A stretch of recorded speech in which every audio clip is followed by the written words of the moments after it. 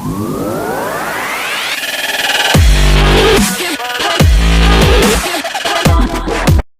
there everybody, this is Mac84 and today we're going to unbox this 1/100 model kit of the RX-98 Gundam from the movie Mobile Suit Gundam Char's Counterattack.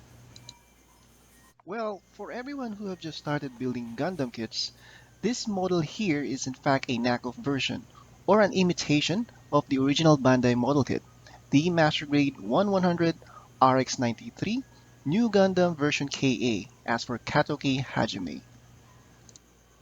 With few modifications on its box design and runners, such as changing the name Gundam to Fighter. Needless to say that this kit from Daban have made a great job in replicating this amazing model kit. So for those who are on tight budget, but wishes to acquire this kit, this could be what you need. But as expected from a knockoff kit, there might be some issues we will encounter with the quality of the plastics and the process in building this kit. So join me as we will do the unboxing and subscribe to my channel for the review of this model kit.